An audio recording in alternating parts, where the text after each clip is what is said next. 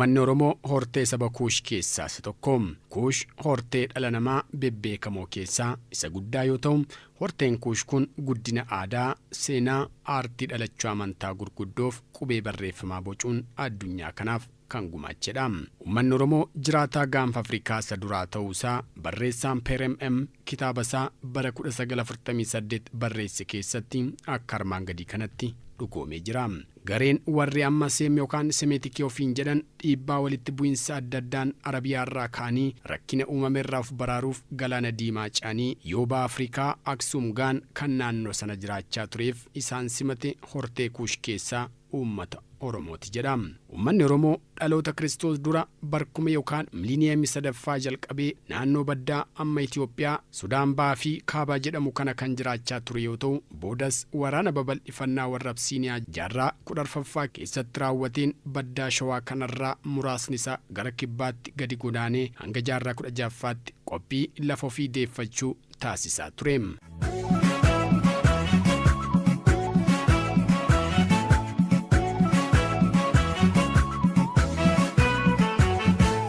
Jalqaba jaarraa 16ffaa bara 1520moota keessa waraana deebisanii lafa ofii qabachuu taasiseen milkaa'ee qabiyyee isaa ganamaa deebifate. Namni biyya Poorchugaal maqaan isaa Francisco Alveras kan bara 1520 hojii abuuraaf yookaan tiraaveler Itoophiyaa dhufee ture, Oromoonni kaaba Itoophiyaa hanga galaana diimaatti jiraachaa akka turan argaa dhageettii isaarraa ragaa ba'ee ture. Innis akkas jedhe. Yeroo nuti kaaba Itoophiyaa geenye namni biyya sana bulchaa ture Doorii yookaan Baayira Nagaash nama jedhamu ture. Yeroo gabaabaa booda Dooriin du'ee aangoo gara ilma isaa kan maqaan Bulaa jedhamutti darbe. Yeroo aangoo irra ba'u umuriin Bulaa naannoo ganna 12 ture. Kanaanis jaarraa 16ffaa hanga dhuma jaarraa 19ffaatti diinota isaa hunda mo'ee daangaa isaa kabachiisee gareen muraasni mootummaan of gurmeessee kan hafe immoo sirna gadaasaan wal bubbulchaa ture. Haa ta'u malee dhuma jaarraa 19ffaan booda humni gita bittoota Absiiniyaa humnoota alaaf meeshaa waraanaa isaan irraa argateen deeggaramee humna Oromoo cabsuu danda'eera. Weerara lammaffaa kanaanis aadaa fi sirna bulchiinsa gadaa isaa akka laafuuf badu taasifame. Bu'uura jiruuf jireenya dhala namaa kan ta'e lafti isaa ni saamame. Uummanni Oromoo uummattoota hortee Kuush keessaa isa tokkoo fi isa guddaa yoo ta'u, hanga ammaa duudhaalee uummata kanaa qabatee kan jirudha. Haa ta'u malee warri seenaa ragaa hin qabne barreessaa turan seenaa dhugaa dabsuun eenyummaa uummata kanaa awwaaluu fi dukkaneessaa turan. Isaan seenaa Oromoo dabsanii barreessaa kan turan akkuma jiranitti ta'e faallaa isaanii kan dhugaa barreessan ilaalla. Finfinnee, Finfinnee, yaa Finfinnee, Finfinnee, yaa Finfinnee, Finfinnee, yaa Finfinnee, mata burqaajine kan waaqni nu kenne, ansarraa fagaachuun nama taane Finfinnee. Akka kitaaba Taabor Waamii kan bara 2007 maxxanse keessatti ibsametti qaroominni Misiroota durii yookaan Ancient Egyptian Civilization qaroominaaf seenaa Oromoo waliin akka wal fakkaatan ibsameera. Innis uffannaan abbootii gadaa fi mallattoon aangoo warra Kuush yookaan Misiraa kan dhagaa irratti bocamee argamu wal fakkaata. Mallattoon aangoo kan warri Fara'oonitti gargaaramanii fi kallacha abbootiin gadaa Oromoo adda isaanii irratti godhatan wal fakkaata. Kanaafuu qaroominni warra Misirii durii Oromoo keessatti hafuu akka noollee tilmaamoo fi kaa'an. Christopher Ihert qorannoo isaa kan bara 2002 keessatti akka ibsetti warri musliimaa daangaa Sumaalee irraa kaanii gara lixaatti babal'achuu isaaniin dura akkasumas warra Absiiniyaa jaarraa 14ffaa keessa yeroo jalqabaaf kallattii kibbaatti babal'achuu isaaniin dura warri Semeetik ofiin jedhan galaana diimaa ce'anii qubachuu duratti Oromoon guutummaa gaanfa Afrikaa kibbaaf lafamma giddugala Itoophiyaa jedhamu kana hundarra jiraachaa ture jedhu. Kitaaba sirna gadaa Oromoo Maccaa fi Taabor Waamii kan Yoogganaa Dirsatoo የታሪክ እውነቶች jedhu kan bara 2008 barreeffame keessatti akka jirutti kana malees namtichi Waalis Buus jedhamu waa'ee Nakuutoleeb bara 1993 hanga 1133 hilma herbee akkanatti ibsa. Ati Nakuutoleeb Oromoo yoo taatu jalqaba irratti amantaa kiristaanaa hin fudhanne turte. Booda amanticha fudhattee mootii Harbee jedhamutti heerumte. Nakuutooboo Leebdeesse. Laalibalaan yooduu gargaarsa Oromoon gara mootii Absiiniyaa ta'anii mo'an. Ragaan kunis namoota Oromoon baddaa Shawaa kanarra jiraachaa hin turre jedhaniif deebii kan ta'udha.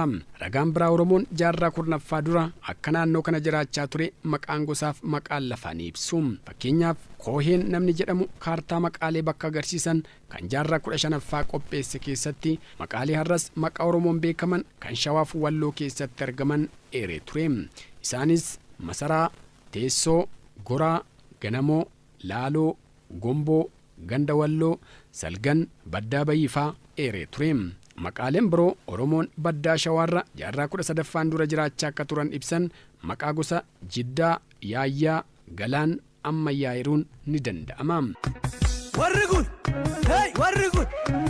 warraan warri kun siif karra kaallu labee dhufee manaa si dhabee warri abeebee tufaadha karri tisaanii cufaadha warri abeebee tufaadha balballi isaanii cufaadha.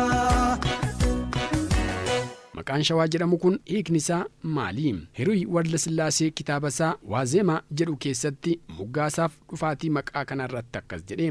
Maqaan Shawaa jedhamu kun maqaa kabaja sooressoota warra mootii sooranii fi naannoo masaraa mootichaatti warra aangoo olaanaa qabaniif kan kennamudha. Muhammad Hassan gamasaan lola kiristaanaaf musliimaa jaarraa 16ffaa sana gosni warra musliimaa gargaaraa turan maqaan isaanii Shawaa jedhama jedhama. Du'a Haayimid Giraanyiin booda jarri kun hangi tokko Galaadiyoosiin kan dhuman yoo ta'u warri kaan garbummaatti gurguramuun kanneen hafan immoo akka gara kibbaatti godaanan ta'e jedhama. Haa ta'utii maqaan Shawaa jedhu gandoota sheekota Shawaa fi ifaatti dabalatee ardaalee kaaba Shawaa Oromoonni irra qubatee ture mara kan haammatee fi booda garuu naannoo Tuulamaaf Maccaa walakkaan Garsii ga'utti kan haammatedha.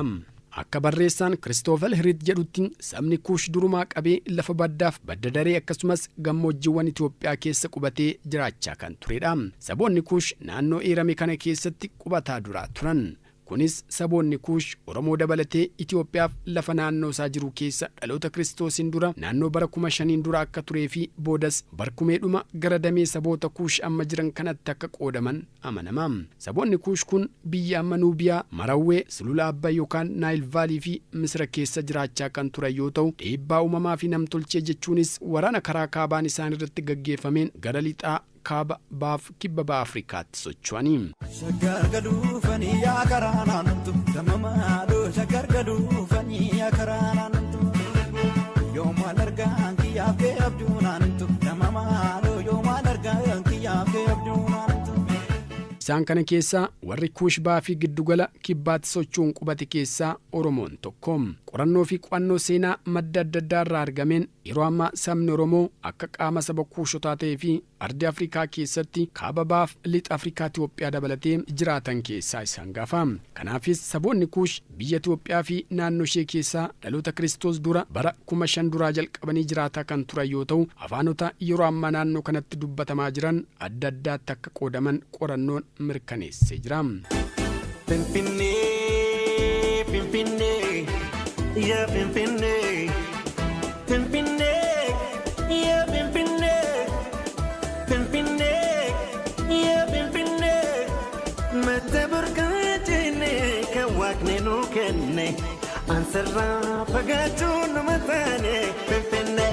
Sabni Oromoos yeroo booda akka afaanii fi aadaa isaas qabatee naannoo amma jiraatu babal'atee kan hubatamu yoo ta'u walfakkiin jechoota afaanota Oromoo Beejjaa, Agaw, Kunaamaa, Affaar, Sumaalee, Sidaamaa, Koonsoo, Adiyyaaf kanneen kana fakkaatan yoo qoratamu walitti dhufeenya afaanota kanaa kan agarsiisuu fi yoo baay'ate waggoota 500 akka adda facaandhaa guyyaa yookaan kalandara isaanii irratti hundaa'uun tilmaamuun danda'ameera. Tilmaamaa fi dhaa guyyaa kalandara kanaas akka mala gaarii tokkotti fayyadamuun horteen Kuush akka wal fakkaatu beekuuf waggoota meeqa dura akka addaan faca'animu. Kunis uummanni kun dur madda tokkorraa akka kaan ifooma. Oromoon saboota kaaba Afrikaa waliin hidhata qabaachuusaa dhakaawwan fakkii namaatiin yeroo sana tolfaman yookaan siidaawwan akkuma abbaa gadaa Oromoo har'a adda isaanirra kallacha qaban ni agarsiisu. Inni biraa siidaan faayaa fi uummanni aadaa Sudaan kaabaa keessatti qonnaan argame faayaa fi aadaa dubartoota Oromoo baalee har'aa kan guftaa mataatti keeyyatanii ayyaanota yookaan jila adda addaa irratti argaman wajjin wal fakkaata.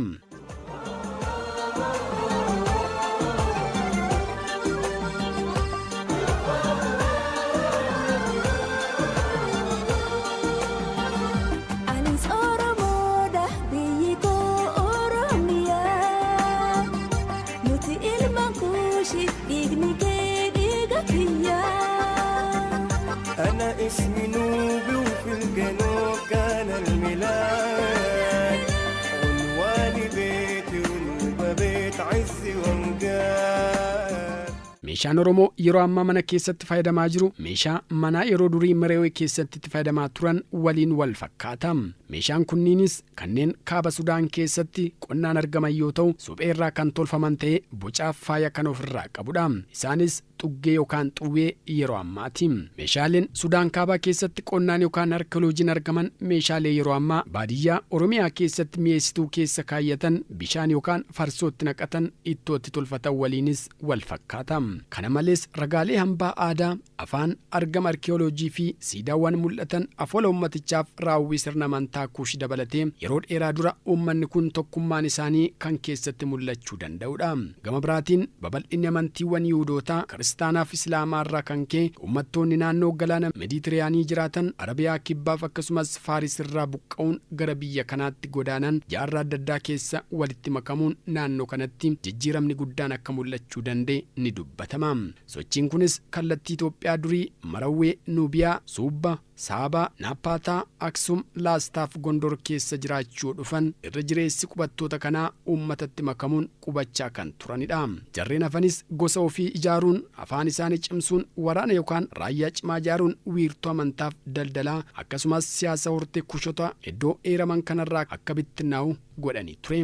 Kanarraa ka'uun rakkina kana dandamatanii kan achitti hafan malee uummanni achi ture gara kibbaa socho'uun akka qubatan seenaan ni addeessa. Bifuma kanaan Itoophiyaan dur bal'inni ishee walakkaa Misraa kaasee biyyoota akka Sudaan, Kaabaa fi Bahaa Itoophiyaa ammaa jirtu, Eertiriyaa, Jibuutii, Sumaalee fi Keeniyaa dhuunfatanii akka tatamsaa turan ni himama.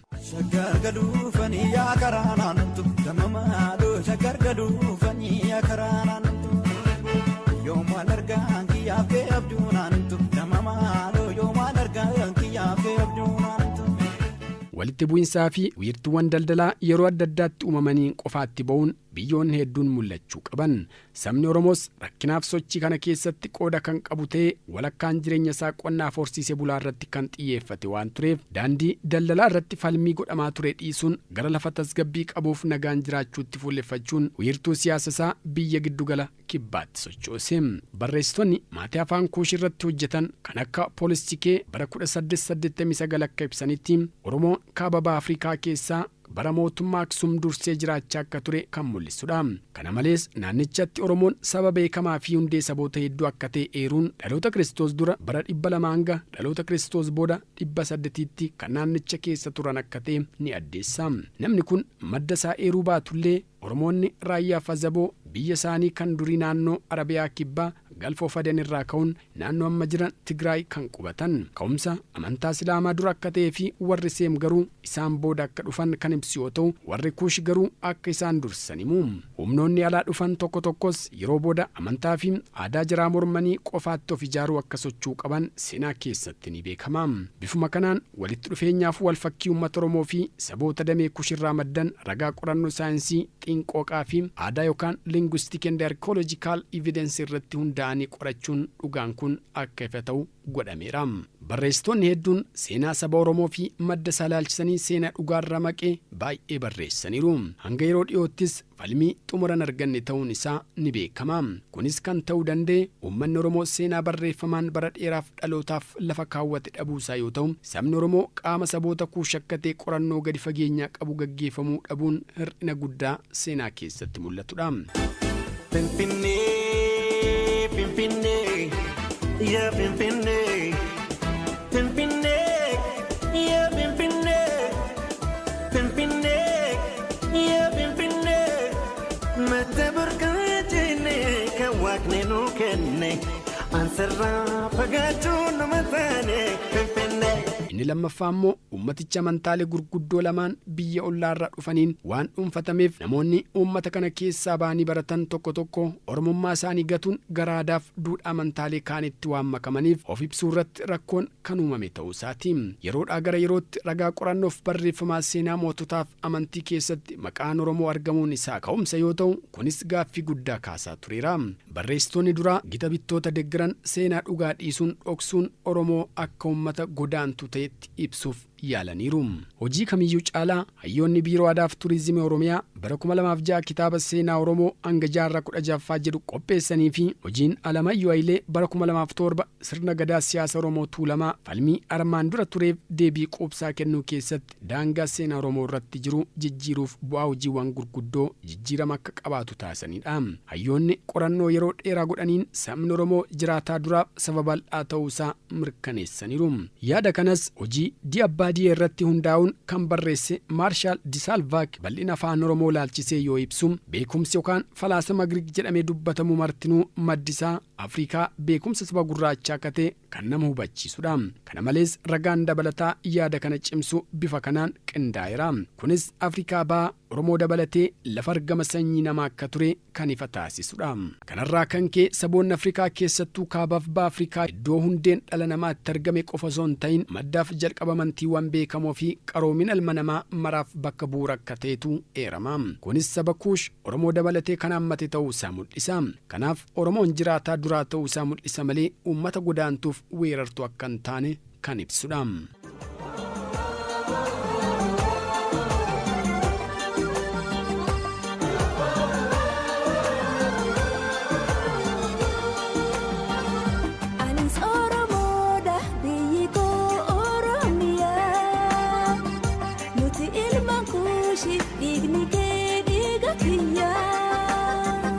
أنا اسمي نوبي وفي الجنوب كان الميلاد عنواني بيتي ونوبة بيت عزي وامجاد. Kabajamtoota dhaggeeffattoota keenya seenaa Oromoo fi hundeeffama magaalaa Finfinnee jedhu kutaan tokkoffaa kanumaan gammaatti dhaggeeffattan kana kutaan lammaffaa torban itti fufa.